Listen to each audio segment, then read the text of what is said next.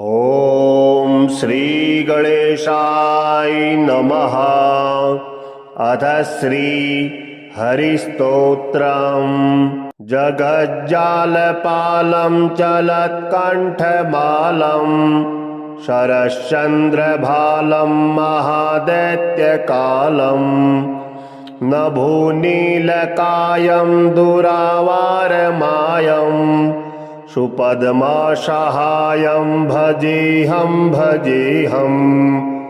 सदाम्बोधिवासं गलत्पुष्पहासं जगत्सन्निवासं सतादित्यभासं गदाचक्रशस्त्रं लसत्पीतवस्त्रं हसच्चारुवक्त्रं भजेऽहं रमाकण्ठहारं श्रुतिव्रातसारं ज्वलान्तर्विहारं धराभारहारं चिदानन्दरूपं अनुज्ञस्वरूपं धृतानेकरूपं भजेऽहं जराजन्महीनं परानन्दपीनं समाधानलीनं सदैवानवीनं जगज्जन्महेतुं सुरानेककेतुं त्रिलोकैकसेतुं भजेऽहं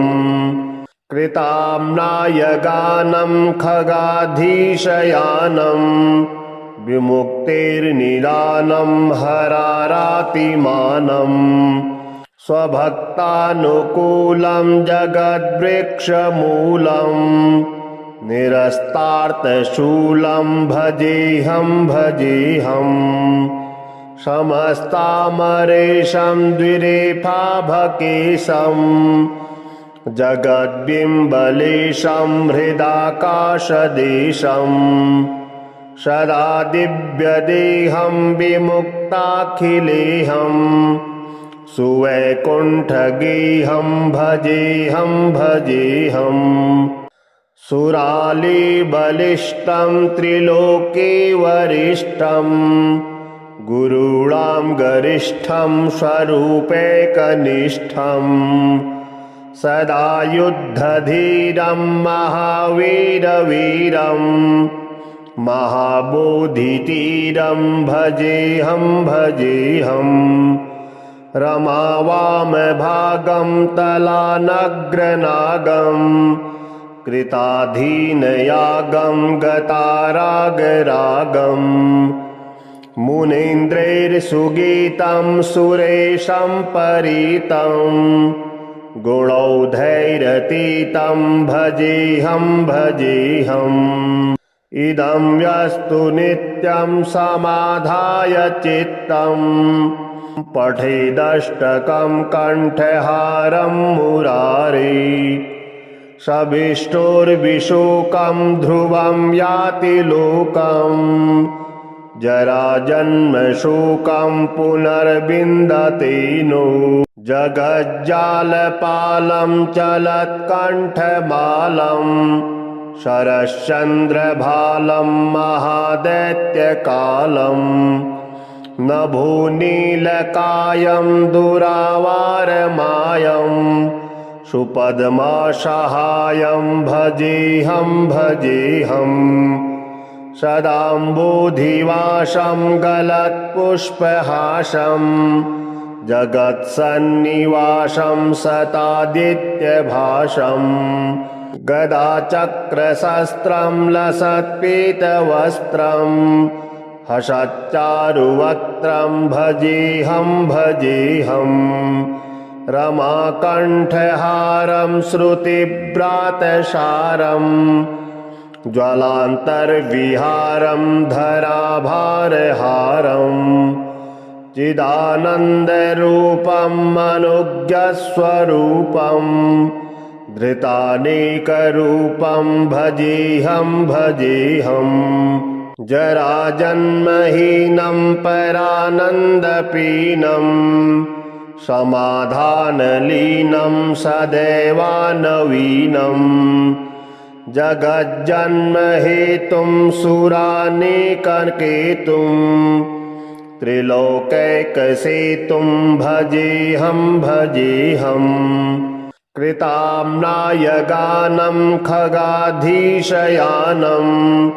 विमुक्तिर्निदानं हरारातिमानम् स्वभक्तानुकूलं जगद्वृक्षमूलं निरस्तार्थशूलं भजेऽहं भजेऽहम् समस्तामरेशं द्विरेफाभकेशं जगद्बिम्बलेशं हृदाकाशदेशं सदा दिव्यदेहं विमुक्ताखिलेऽहं सुवैकुण्ठगेहं भजेऽहं भजेऽहम्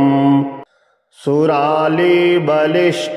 त्रिलोके वरिष्ठं गुरूणां गरिष्ठं स्वरूपैकनिष्ठं सदा युद्धधीरं महावीरवीरं महाबोधितीरं भजेऽहं भजेऽहम् रमावामभागं तलानग्रनागं कृताधीनयागं गतारागरागं मुनीन्द्रैर्सुगीतं सुरेशं परीतं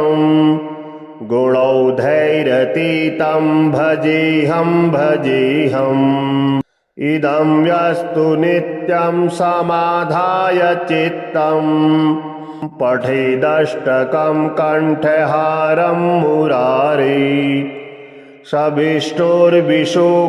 ध्रुवं याति लोकं जराजन्मशोकं पुनर्विन्दते नो जगज्जालपालं चलत्कण्ठमालं शरश्चन्द्रभालं महादैत्यकालम् नभोनीलकायं दुरावारमायं सुपद्मसहायं भजेऽहं भजेऽहम् सदाम्बोधिवासं गलत्पुष्पहासं जगत्सन्निवासं सतादित्यभासं गदाचक्रशस्त्रं लसत्पीतवस्त्रम् हसच्चारुवक्त्रं भजेऽहं भजेऽहम् रमाकण्ठहारं श्रुतिव्रातसारं ज्वलान्तर्विहारं धराभारहारं चिदानन्दरूपं अनुज्ञस्वरूपं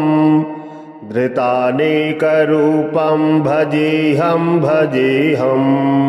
जराजन्महीनं परानन्दपीनं समाधानलीनं सदैवानवीनं जगज्जन्महेतुं सुरानेककेतुं त्रिलोकैकसेतुं भजेऽहं भजेऽहम् कृताम्नायगानं खगाधीशयानं विमुक्तिर्निदानं हरारातिमानम् स्वभक्तानुकूलं जगद्वृक्षमूलं निरस्तार्थशूलं भजेऽहं भजेऽहम् समस्तामरेशं द्विरेफाभकेशं जगद्बिम्बलेशं हृदाकाशदेशं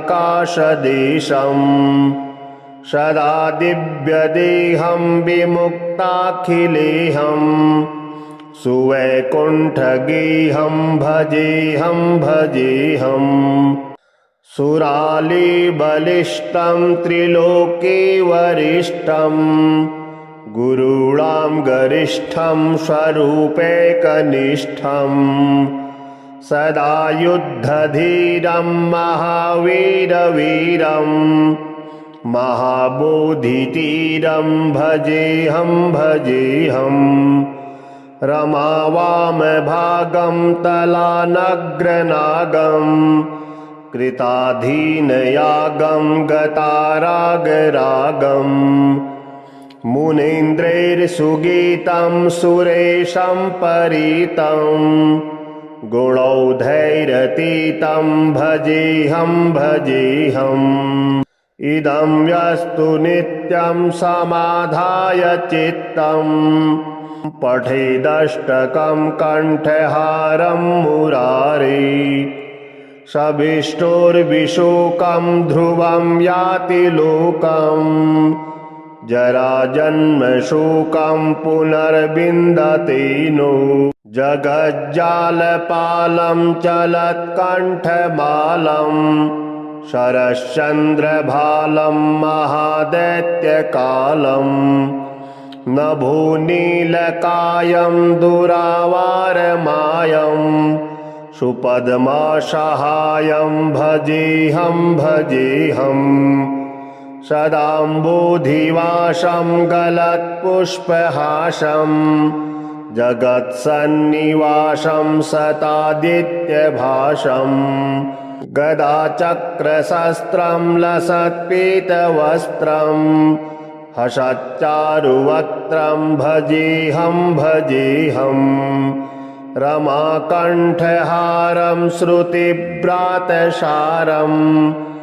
ज्वलान्तर्विहारं धराभारहारं चिदानन्दरूपं अनुज्ञस्वरूपं धृतानेकरूपं भजेऽहं भजेऽहम्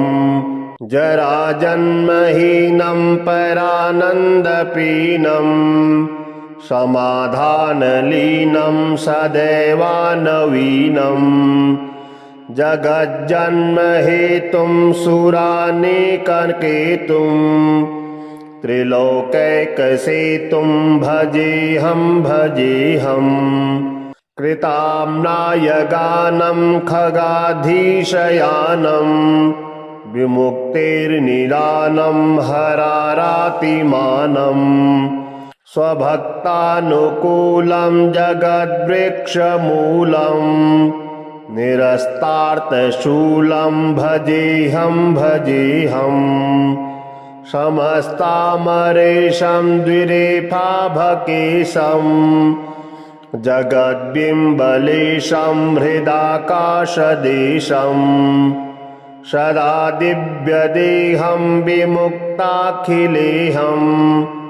सुवैकुण्ठगेहं भजेऽहं भजेऽहम् सुरालीबलिष्ठं त्रिलोके वरिष्ठं गुरूणां गरिष्ठं स्वरूपैकनिष्ठं सदा युद्धधीरं महावीरवीरं महाबोधितीरं भजेऽहं भजेऽहम् रमावामभागं तलानग्रनागं कृताधीनयागं गतारागरागं मुनीन्द्रैर्सुगीतं सुरेशं परितं गुणौधैरतीतं भजेऽहं भजेऽहम् इदं यस्तु नित्यं समाधाय चित्तं पठेदष्टकं कण्ठहारं मुरारी सविष्टोर्विशोकं ध्रुवं याति लोकं जराजन्मशोकं पुनर्विन्दते नो जगज्जालपालं चलत्कण्ठमालं शरश्चन्द्रभालं महादैत्यकालं नभोनीलकायं दुरावारमायं सुपद्मासहायं भजेऽहं भजेऽहम् सदाम्बोधिवासं गलत्पुष्पहासं जगत्सन्निवासं सतादित्यभासं गदाचक्रशस्त्रं लसत्पीतवस्त्रं हसच्चारुवक्त्रं भजेऽहं भजेऽहम् रमाकण्ठहारं श्रुतिव्रातसारं ज्वलान्तर्विहारं धराभारहारम् चिदानन्दरूपम् अनुज्ञस्वरूपम् धृतानेकरूपं भजेऽहम् जराजन्महीनं परानन्दपीनं समाधानलीनं सदैवानवीनं जगज्जन्महेतुं सुरानेककेतुं त्रिलोकैकसेतुं भजेऽहम् कृताम्नाय गानं खगाधीशयानं विमुक्तेर्निदानं हरारातिमानम् स्वभक्तानुकूलं जगद्वृक्षमूलं निरस्तार्थशूलं भजेऽहम् समस्तामरेशं द्विरेफाभकेशं जगद्बिम्बलेशं हृदाकाशदेशं सदा दिव्यदेहं विमुक्ताखिलेऽहं सुवैकुण्ठगेहं भजेऽहम् सुरालीबलिष्ठं त्रिलोके वरिष्ठं गुरूणां गरिष्ठं स्वरूपैकनिष्ठं सदा युद्धधीरं महावीरवीरं महाबोधितीरं भजेऽहम् रमावामभागं तलानग्रनागं कृताधीनयागं गतारागरागं मुनीन्द्रैर्सुगीतं सुरेशं परीतं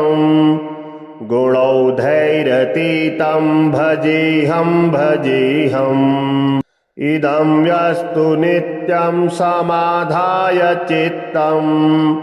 पठेदष्टकं कण्ठहारं मुरारी सविष्टोर्विशोकं ध्रुवं याति लोकम् जराजन्मशोकं पुनर्विन्दते नो जगज्जालपालं चलत्कण्ठमालं शरश्चन्द्रभालं महादैत्यकालं नभोनीलकायं दुरावारमायं सुपद्मासहायं भजेऽहम् सदाम्बोधिवासं गलत्पुष्पहासं जगत्सन्निवासं सतादित्यभासं गदाचक्रशस्त्रं लसत्पीतवस्त्रं हसच्चारुवक्त्रं भजेऽहम् रमाकण्ठहारं श्रुतिव्रातसारम् ज्वलान्तर्विहारं धराभारहारम् चिदानन्दरूपम् अनुज्ञस्वरूपम् धृतानेकरूपं भजेऽहम् जराजन्महीनं परानन्दपीनं समाधानलीनं सदैवानवीनं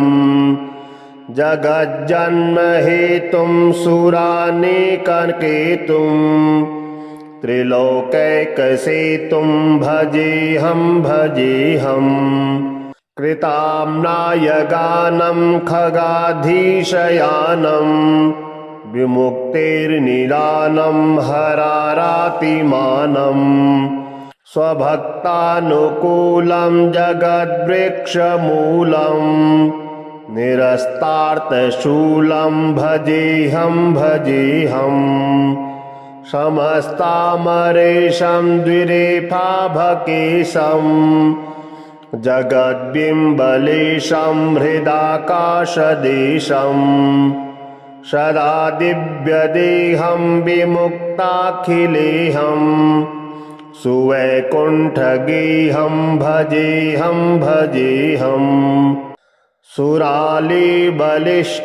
त्रिलोके वरिष्ठं गुरूणां गरिष्ठं स्वरूपैकनिष्ठं सदा युद्धधीरं महावीरवीरं महाबोधितीरं भजेऽहं भजेऽहम् रमावामभागं तलानग्रनागं कृताधीनयागं गतारागरागं मुनीन्द्रैर्सुगीतं सुरेशं परीतं गुणौधैरतीतं भजेऽहं भजेऽहम् इदं यस्तु नित्यं समाधाय चित्तम् पठेदष्टकं कण्ठहारं मुरारी शभिष्टोर्विशोकं ध्रुवं याति लोकं जराजन्मशोकं पुनर्विन्दते नो जगज्जालपालं चलत्कण्ठमालं शरश्चन्द्रभालं महादैत्यकालम् नभोनीलकायं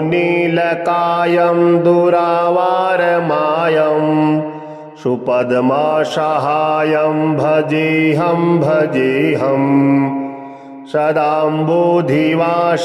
गलत्पुष्पहासं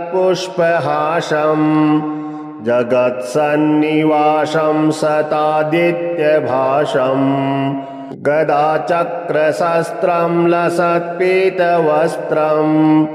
हसच्चारुवक्त्रं भजेऽहं भजेऽहम् रमाकण्ठहारं श्रुतिव्रातसारं ज्वलान्तर्विहारं धराभारहारं चिदानन्दरूपं मनोज्ञस्वरूपं धृतानेकरूपं भजेऽहं भजेऽहम् जराजन्महीनं परानन्दपीनं समाधानलीनं सदैवानवीनं जगज्जन्महेतुं सुरानेककेतुं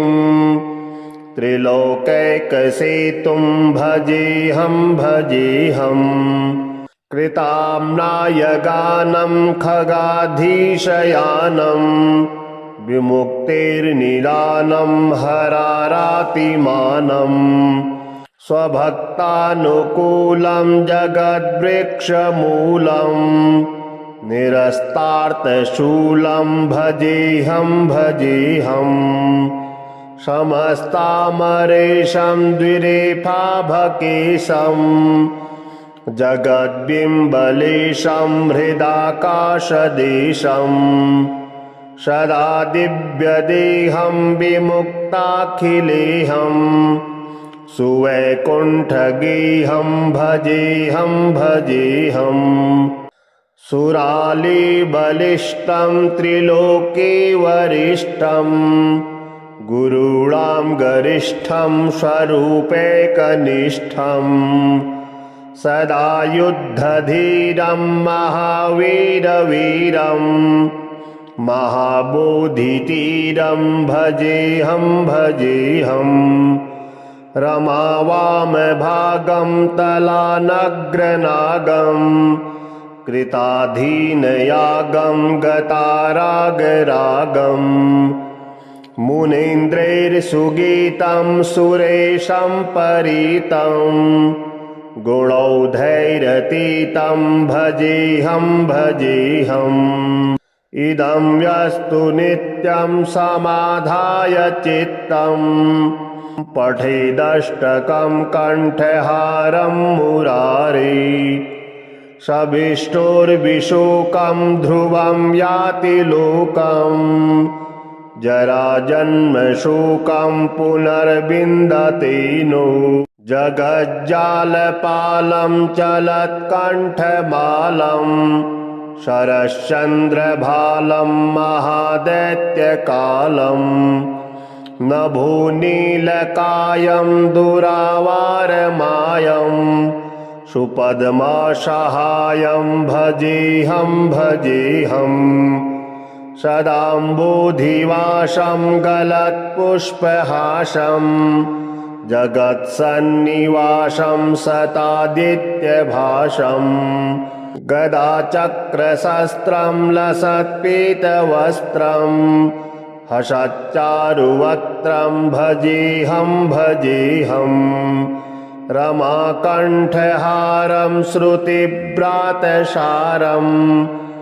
ज्वलान्तर्विहारं धराभारहारं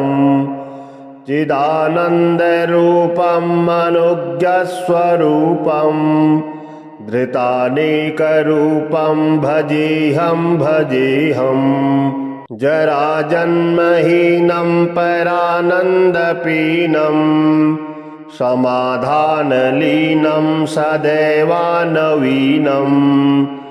जगज्जन्महेतुं सुरानेककेतुं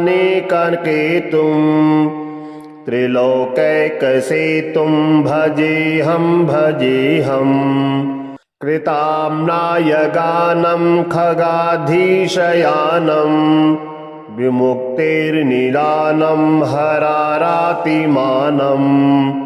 स्वभक्तानुकूलं जगद्वृक्षमूलं निरस्तार्थशूलं भजेऽहं भजेऽहम् समस्तामरेशं द्विरेफाभकेशं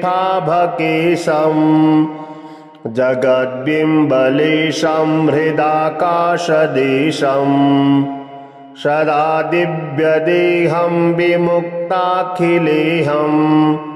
सुवैकुण्ठगेहं भजेऽहं भजेऽहम् सुरालीबलिष्ठं त्रिलोके वरिष्ठं गुरूणां गरिष्ठं स्वरूपैकनिष्ठं सदा युद्धधीरं महावीरवीरं महाबोधितीरं भजेऽहं भजेऽहम् रमावामभागं तलानग्रनागं कृताधीनयागं गतारागरागं मुनीन्द्रैर्सुगीतं सुरेशं परीतं गुणौधैरतीतं भजेऽहं भजेऽहम् इदं यस्तु नित्यं समाधाय चित्तं पठेदष्टकं कण्ठहारं मुरारी सविष्टोर्विशोकं ध्रुवं याति लोकं जराजन्मशोकं पुनर्विन्दते नो जगज्जालपालं चलत्कण्ठमालं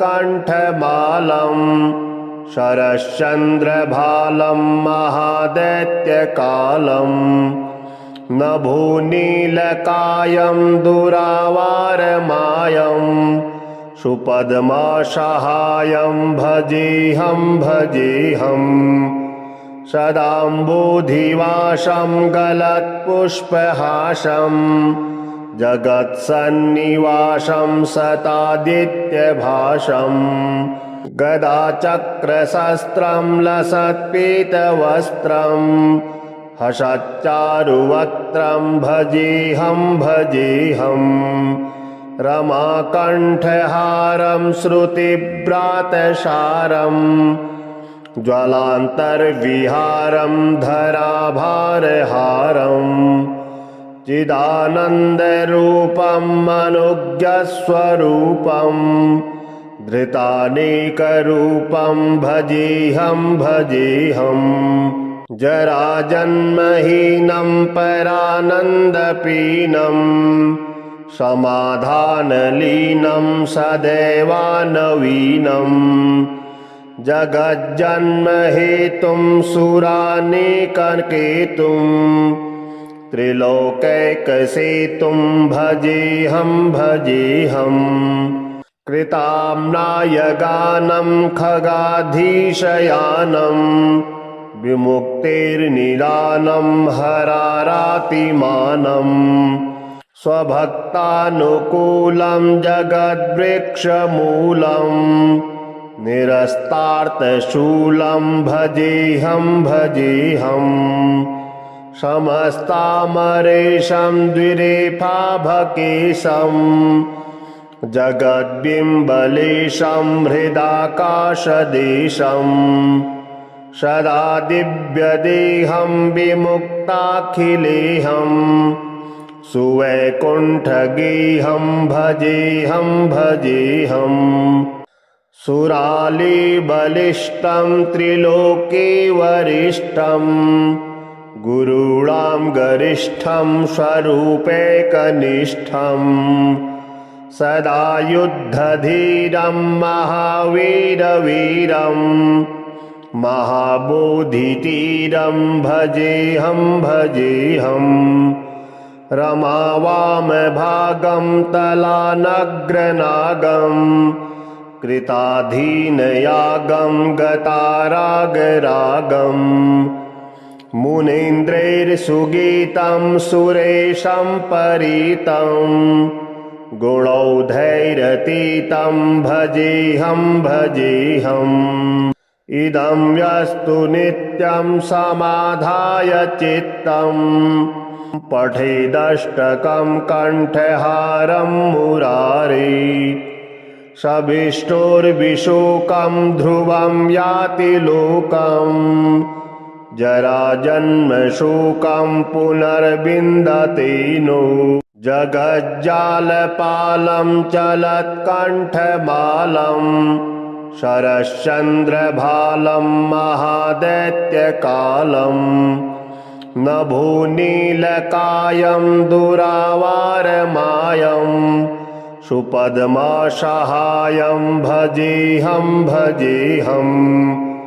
सदाम्बोधिवासं गलत्पुष्पहासं जगत्सन्निवासं सतादित्यभासं गदाचक्रशस्त्रं लसत्पीतवस्त्रं हसच्चारुवक्त्रं भजेऽहं भजेऽहं रमाकण्ठहारं श्रुतिव्रातसारं ज्वलान्तर्विहारं धराभारहारं चिदानन्दरूपम्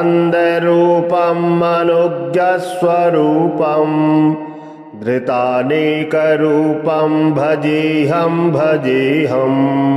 जराजन्महीनं परानन्दपीनं समाधानलीनं सदैवानवीनं जगज्जन्महेतुं सुरानेककेतुं त्रिलोकैकसेतुं भजेऽहं भजेऽहं कृताम्नायगानं खगाधीशयानं विमुक्तेर्निदानं हरारातिमानं स्वभक्तानुकूलं जगद्वृक्षमूलं निरस्तार्तशूलं भजेऽहं भजेऽहं समस्तामरेशं द्विरेफाभकेशं जगद्बिम्बलेशं हृदाकाशदेशं सदा दिव्यदेहं विमुक्ताखिलेऽहं सुवैकुण्ठगेहं भजेऽहं भजेऽहं सुरालीबलिष्ठं त्रिलोके वरिष्ठं गुरूणां गरिष्ठं स्वरूपैकनिष्ठं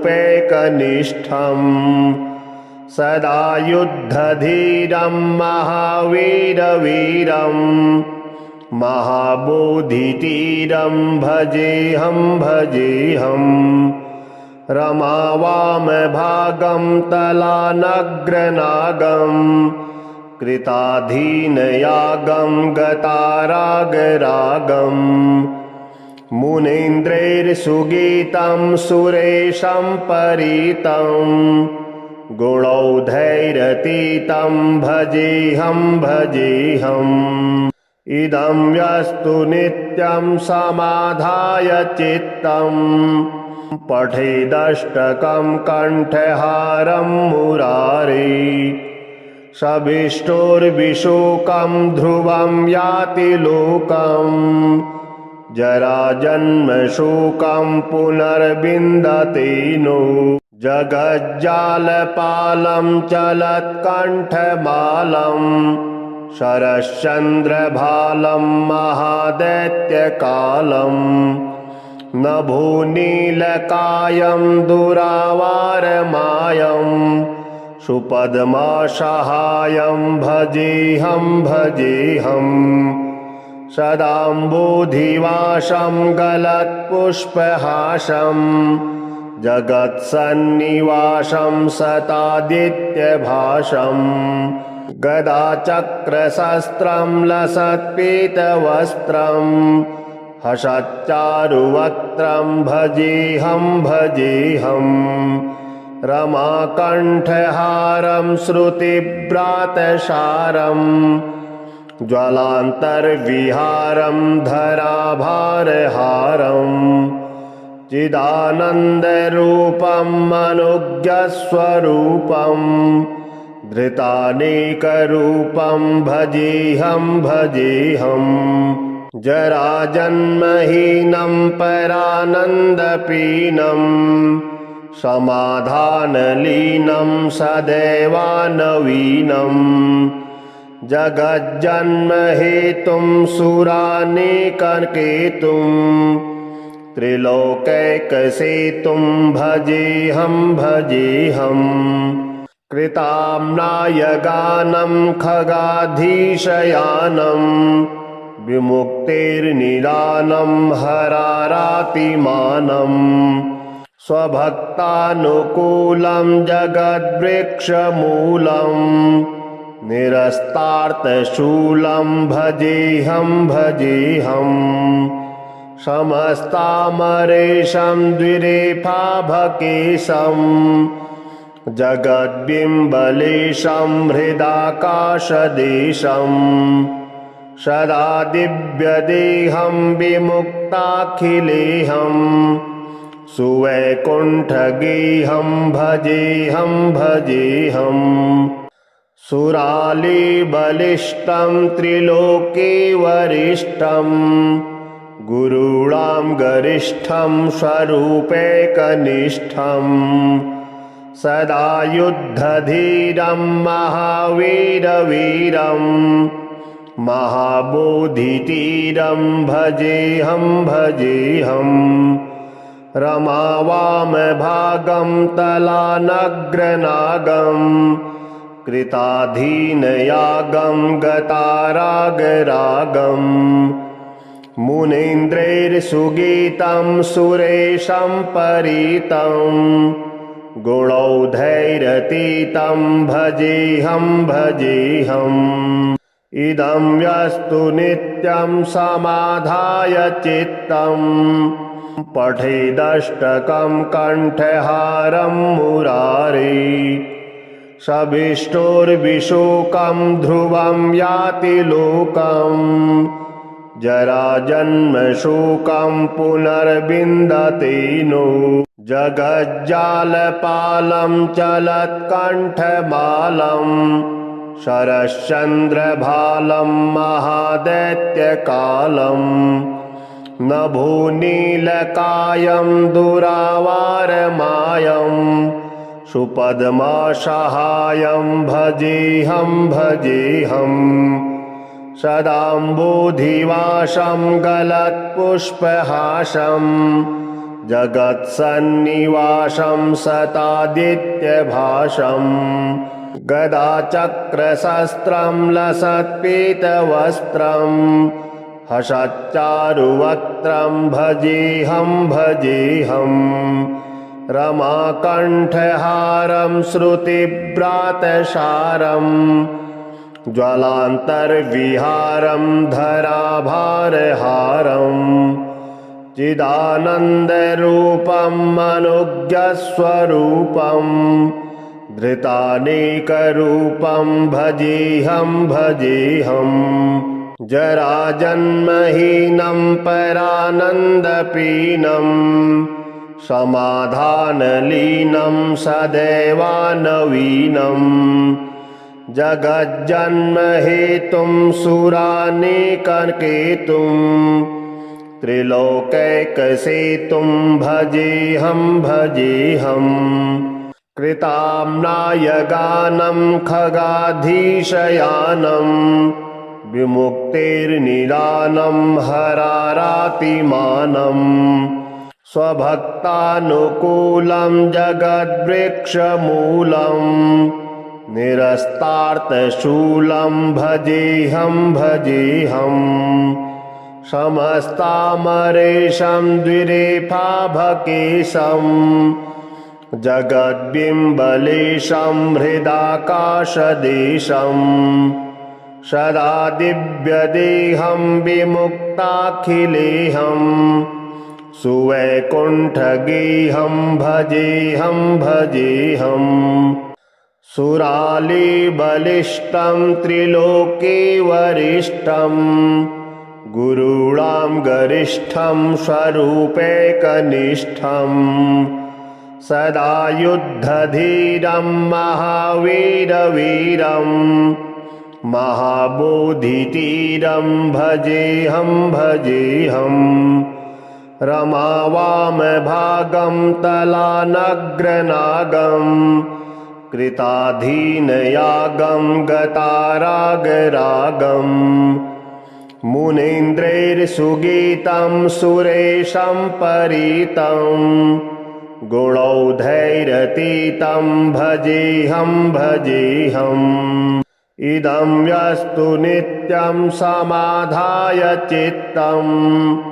पठेदष्टकं कण्ठहारं मुरारी सविष्टोर्विशोकं ध्रुवं याति लोकं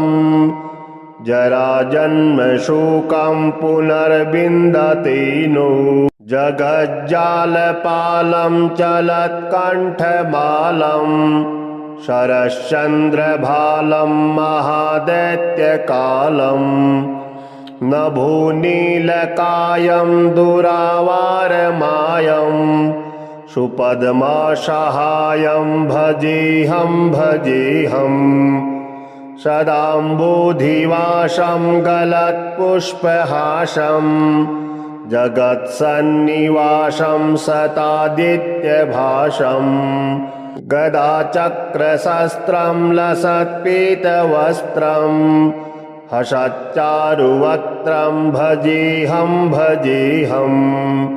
रमाकण्ठहारं श्रुतिव्रातसारं ज्वलान्तर्विहारं धराभारहारं चिदानन्दरूपं अनुज्ञस्वरूपं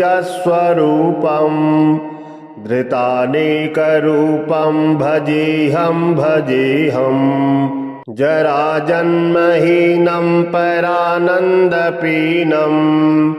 समाधानलीनं सदैवानवीनं जगज्जन्महेतुं सुरानेककेतुं त्रिलोकैकसेतुं भजेऽहं भजेऽहम् कृताम्नाय गानं खगाधीशयानं विमुक्तेर्निदानं हरारातिमानं स्वभक्तानुकूलं जगद्वृक्षमूलं निरस्तार्थशूलं भजेऽहं भजेऽहम् समस्तामरेशं द्विरेफाभकेशं जगद्बिम्बलेशं हृदाकाशदेशं सदा दिव्यदेहं विमुक्ताखिलेऽहं सुवैकुण्ठगेहं भजेऽहं भजेऽहम् सुरालीबलिष्ठं त्रिलोके वरिष्ठं गुरूणां गरिष्ठं स्वरूपैकनिष्ठं सदा युद्धधीरं महावीरवीरं महाबोधितीरं भजेऽहं भजेऽहम् रमावामभागं तलानग्रनागं कृताधीनयागं गतारागरागम् मुनीन्द्रैर्सुगीतं सुरेशं परीतं गुणौधैरतीतं भजेऽहम् इदं यस्तु नित्यं समाधाय चित्तं पठेदष्टकं कण्ठहारं मुरारी